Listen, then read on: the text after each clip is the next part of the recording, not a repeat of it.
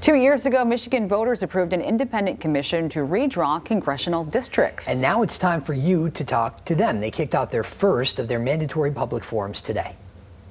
They're citizens of Michigan who have a right and an opportunity for the first time in history to provide comments about Michigan's new redistricting process. And the time starts now. After Michigan voters passed Proposal 2 by 61% in 2018, the Michigan Independent Citizens Redistricting Commission was formed. It's made up of regular Michiganders, 4 Republicans, 4 Democrats, and 5 independents tasked with redrawing state districts warped by years of gerrymandering. Instead of legislators drawing lines for their interests, citizens would draw lines that best represented their interests. The commission is formed and is now accepting public comment online and by mail. And while they do that, they're trying to introduce themselves. We are keenly aware that the average person in the state of Michigan does not know that this commission exists and about how important this work is. Under Proposal 2, the commission needs to hold 10 public meetings before they can even draw a single line. They have 16 scheduled, the last one on July 1st in Grand Rapids, all held in person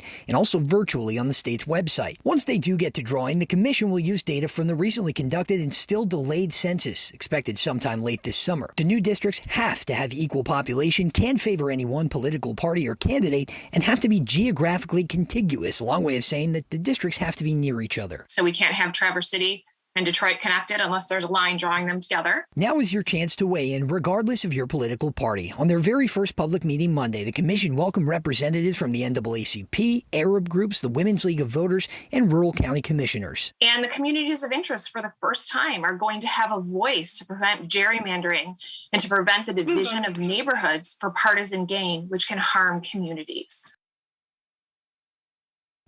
And again, if you want to see the public meeting schedule in full, whether you're going to attend in person or online, you can go to michigan.gov/MICRC, and that is also where you can submit your online public comment. They can't officially accept those at meetings, so you got to do that. And no internet, you can mail your public comment to them at P.O. Box 30318 in Lansing, and that zip code is 48909. And just for some background, as we look in depth, we currently have 14 seats in the U.S. House, but we just learned this. Based off new U.S. Census data, Michigan is set to lose a congressional seat, and that is going to complicate the commission's job even more. So the idea is to clean up all those messy boundaries that you just saw. They really aren't very clean right now, to make sure that representation is spread more evenly now that, citizens are in charge. So we also should note that the Brennan Center and digital research firm Azavea both ranked Michigan in the top 3 most gerrymandered states, and it's because of some of these wackier looking districts.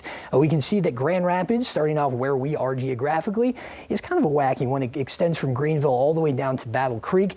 Another one is this one, District 7. It basically boxes in Charlotte, but also includes Ann Arbor, Jackson, Coldwater, all the way over to Monroe. And then it gets really messy when we get into these Detroit counties. And as we zoom in, we can see the worst one for sure is 14, which goes from Grosse Pointe all the way through Highland Park, skipping over Detroit up to Pontiac. So that's a strange one too. And we can assume that now with this new contiguous law that probably won't be the case anymore. Some of these areas are just too far apart to be in the same district. So not that these reps wouldn't get elected. We just know that some do happen to have an advantage because of why these districts are shaped the way they are and who's in them, Janice.